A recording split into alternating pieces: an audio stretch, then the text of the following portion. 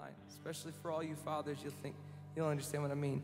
I am learning to be a father, but I really don't know how. See, that right there could just be a song. And then you just end it.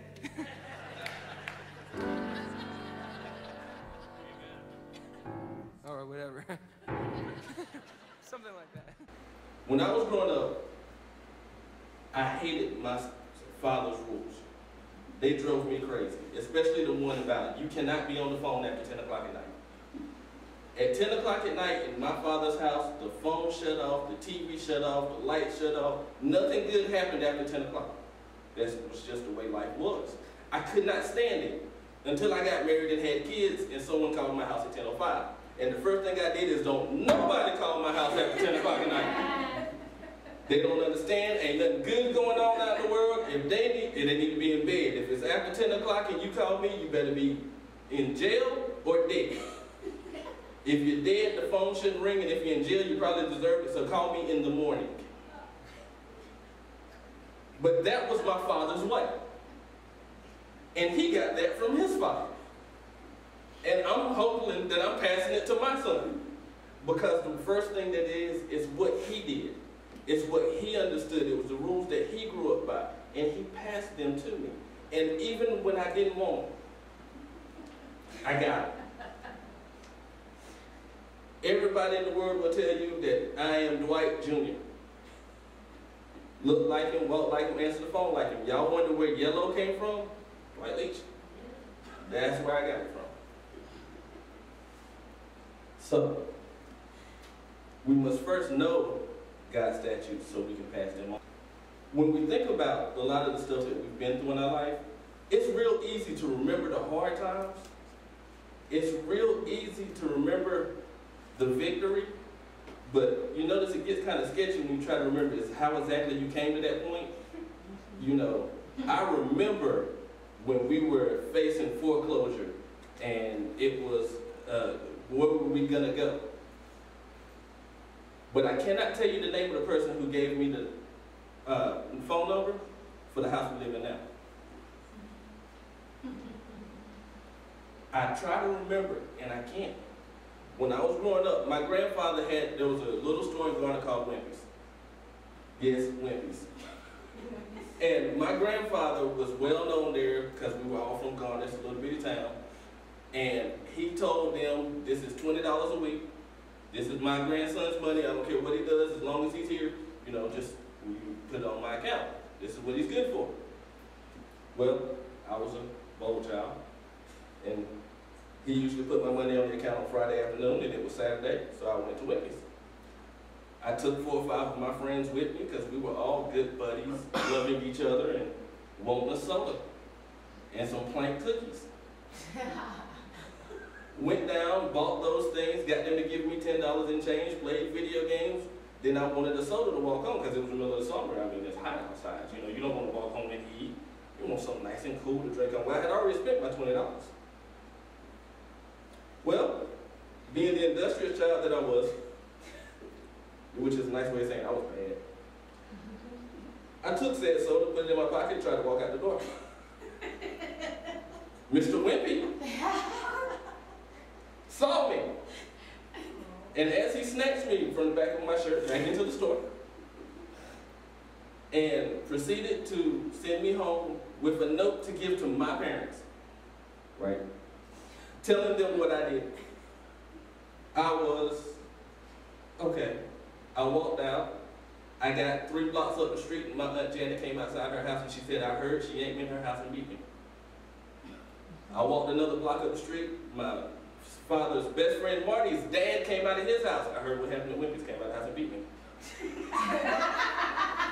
I got back to my house with the note in my pocket still said, I'm not giving this note to my parents. But I got beat for it anyway because Marty and my Aunt Janet knew. And we sit up here and we get through this point, and it's one of those things where my grandfather comes by and he sits me down and he says, out of everything you could have done, you hurt me worse today than any other day. And I was crushed. And I'm like, I'm sorry. He said, it's not because you stole. It's because they know my name. You have now put a bad light on my name, not caring, not thinking about it. I could have given them the 50 cents. It was 50 cents for soda at the time. The 50 cents for the soda. No big deal.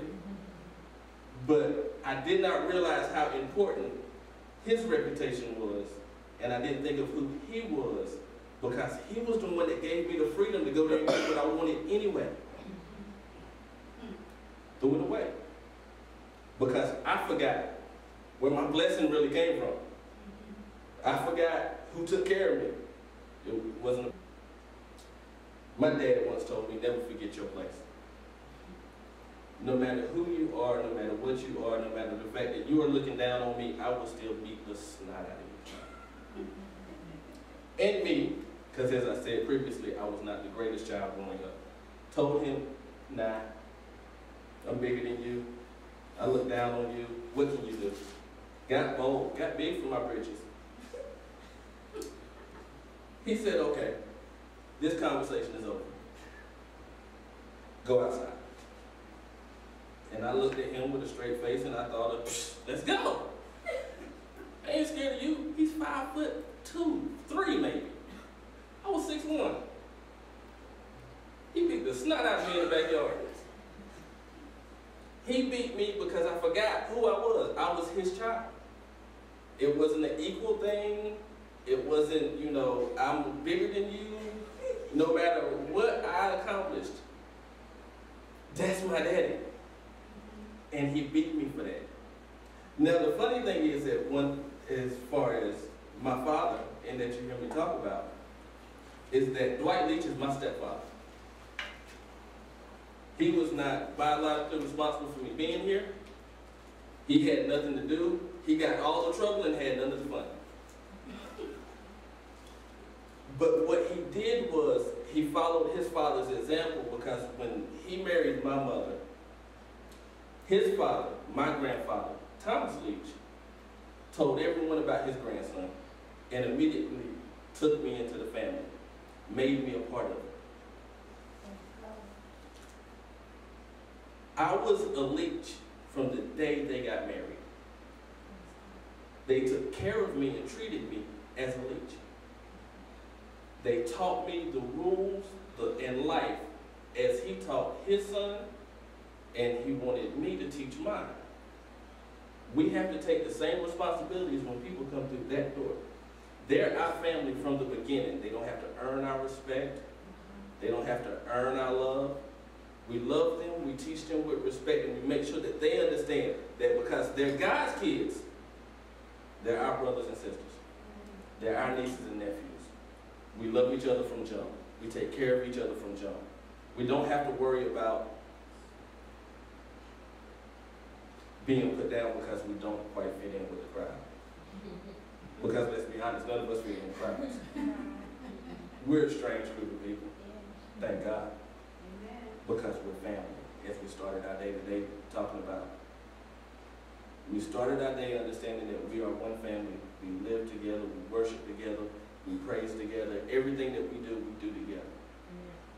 Amen. Now we have to take this same zeal, this same understanding and teach people as they come in the door. And we also have to make sure that we remember that they will only learn what we show them. They will know you. They will understand and learn to follow you and see what you are when they see what you do. They don't just hear what you say. I can stand up here and shout all day, I'm a 7-foot white man. They won't believe me. I don't look like it. Can't act like it. But they can tell from your conversation, they can tell from the things you do, whether or not you've read the book you have in your lap. Whether or not you're trying to follow the statutes that are in it. We must remember how we are to represent our Father, who art in heaven. Let's not be here having people think that he's the reason we stole from the store.